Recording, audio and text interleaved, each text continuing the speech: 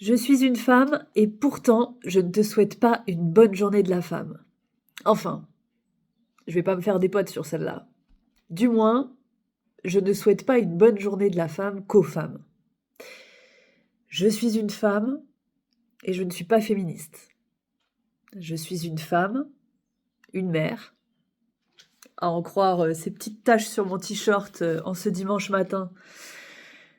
Je suis aussi maman allaitante, tagine banane. Et là, je suis aimante, protectrice, louve, tout ce que tu veux. Et pourtant, je ne me reconnais aucunement dans ce qui est partagé chaque année en ce 8 mars. Pourquoi? Parce qu'avant d'être une femme, je suis humaine. Je ne suis pas féministe, je suis humaniste. Pourquoi? Tout simplement parce que le féminin est en chacun de nous, homme ou femme. Et tant que l'on continuera à créer de la séparation, de la distorsion, de la dissonance, de la friction, de l'affrontement entre l'homme et la femme, on n'arrivera à rien. On ne combat pas la guerre avec la guerre. Tout comme on ne dit pas à un enfant d'arrêter de crier en lui criant dessus. Bah, c'est pareil. Et donc, en ce 8 mars, quand je vois ressortir toutes ces phrases, toutes ces revendications contre une société patriarcale avec laquelle je suis d'accord, avec lesquelles je suis d'accord, mais qu'on attribue tout ça à l'homme, pour moi, c'est une grave erreur. C'est ma vérité, elle m'appartient, t'as le droit de pas être d'accord, on a le droit d'échanger en bienveillance et avec respect. Mais en tout cas, aujourd'hui, j'ai à vous la livrer telle qu'elle. Et donc, tant qu'on continuera à être dans la c'est toi qui, le jugement, la revendication, eh bien, tant qu'on est dans cette posture, ça veut dire qu'on n'a pas quitté l'adolescence.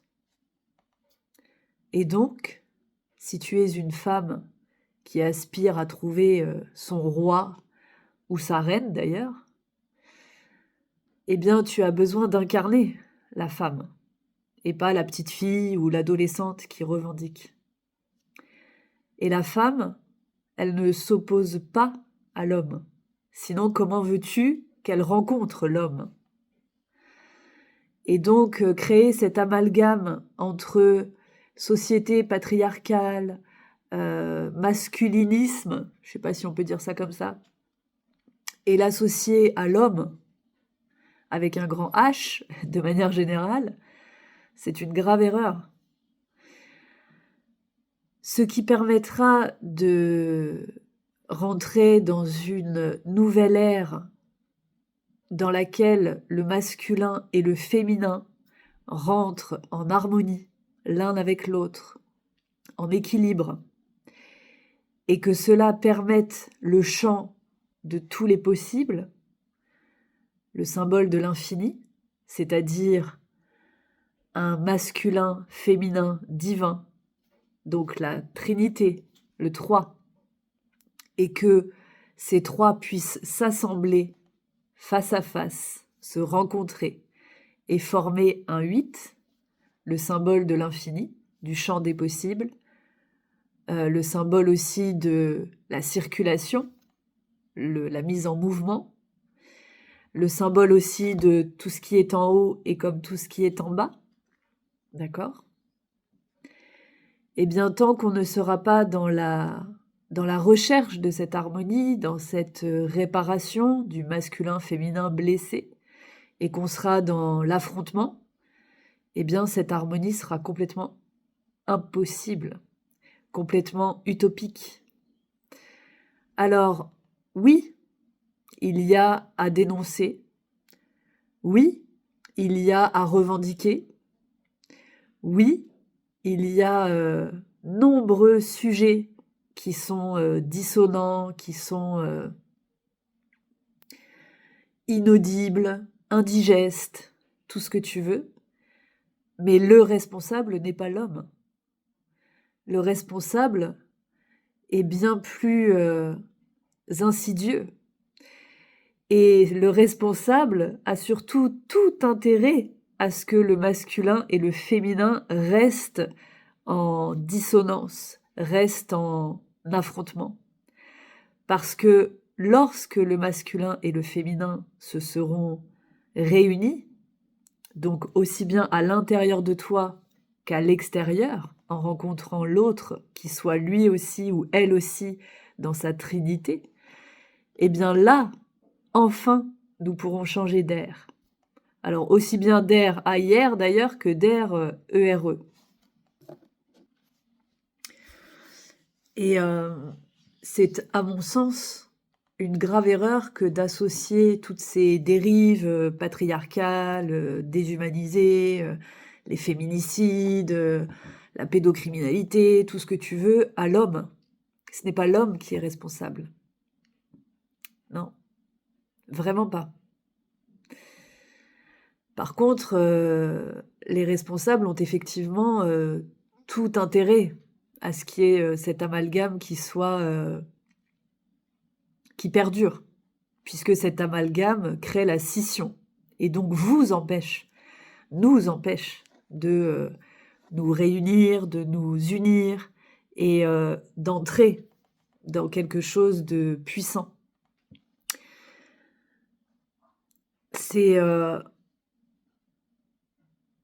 Ces messages-là, quand je les ai reçus cette nuit, je me suis dit que peut-être je ne serais pas la seule à communiquer dans ce sens aujourd'hui, ce 8 mars. Je l'espère d'ailleurs, parce qu'on est quand même rentré dans une nouvelle ère, et je me dis que peut-être d'autres âmes vont communiquer en ce sens. À l'heure actuelle, je ne scrolle pas, je ne regarde pas, enfin c'est même pas à l'heure actuelle, c'est très rare chez moi parce que je n'ai pas envie justement que de me laisser polluer ou influencer ou de rentrer dans des conflits qui seraient plus en lien avec l'ego, l'intellect, que réellement ce à quoi mon âme aspire. Et je t'invite vraiment à faire de même, c'est-à-dire à rester sur ta fréquence, sur ta vibration. Et tu verras que tu auras beaucoup moins d'écueils de cette façon-là. C'est-à-dire que si tu es aligné à ta fréquence, si tu vibres quelque chose d'authentique, de véritable, de vrai, eh bien, tu auras beaucoup moins d'effets miroirs et tu seras beaucoup moins interpellé par l'extérieur dans des choses qui soient dissonantes, justement.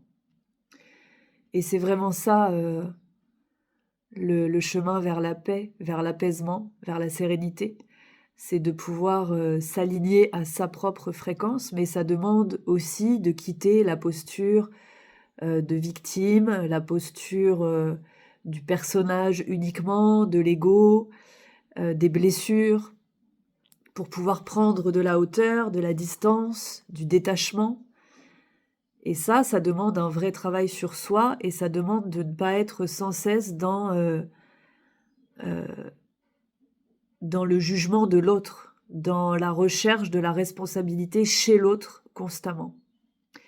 Et je pense que c'est ce qu'on fait quand on est quand on reste dans la posture vindicatrice qui est pour moi associée à la période adolescente. Et donc, à un moment donné, on a besoin de quitter cette posture vindicatrice pour pouvoir rentrer dans une posture adulte, de femme ou d'homme, qui soit vraiment connecté à sa guidance, à son intuition, qui soit aligné, qui soit animé par sa propre vérité. Voilà ce que j'avais envie de vous délivrer aujourd'hui. Et je vais clôturer, comme à mon habitude, avec un petit tirage. Je suis en train de regarder de droite et de gauche. On va tirer une carte de l'oracle des Pléiadiens, de Julia Coléo.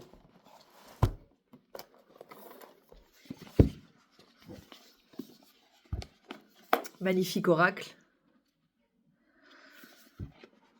Et si tu ne la connais pas, je t'invite à découvrir son univers.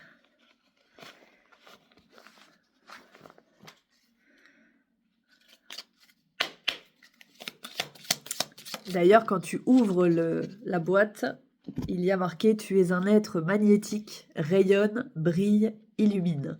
Elle travaille beaucoup avec les couleurs, et donc on a une carte couleur.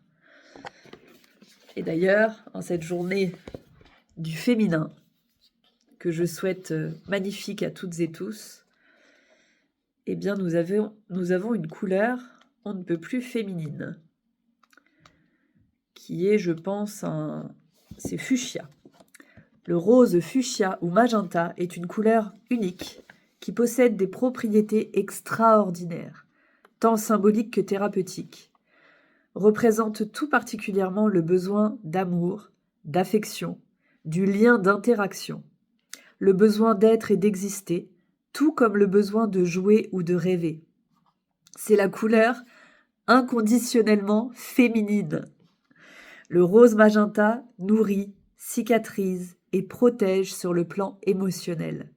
Il n'y a pas à proprement parler de chakra rose magenta, car cette couleur est composée de 2 couleurs mélangées en parts égales, du rouge, associé au chakra racine, et du bleu nuit, associé au soma chakra. Le chakra rose magenta est situé à l'intérieur du chakra du cœur, et c'est ce qui relie par l'intérieur le haut et le bas. Tu te souviens ? Cette couleur a la particularité d'entrer en résonance harmonique avec toutes les zones internes du corps. Portée du rose fuchsia nous aide à ressentir de la compassion pour soi et pour les autres, à développer notre amour propre et à cultiver la douceur du cœur, la sympathie et l'amitié. Il favorise également le plaisir, le bien-être et la réjouissance. On ne pouvait pas trouver mieux comme clôture. Et en ce 8 mars, je vous souhaite de cultiver la douceur, la bienveillance, l'amour pour votre féminin, que vous soyez homme ou femme. Apportez-lui de la douceur. Aujourd'hui, pour l'anniversaire de mon homme, qui est d'ailleurs né le 3-3, ça ne s'invente pas, eh bien, je lui ai offert un massage. Donc, c'est une façon d'honorer le féminin en soi, lui apporter de la douceur, de la bienveillance, accueillir aussi la dimension émotionnelle, puisque le massage du corps permet de libérer aussi les émotions. Et donc, un massage d'1h30 qui va vraiment lui permettre de connecter à cette part-là dans quelque chose d'apaisant. Voilà ce que je vous souhaite à tous et toutes aujourd'hui, de vous apporter de la douceur, de la bienveillance, de l'amour. Et là, on sera vraiment dans le fait d'honorer le féminin.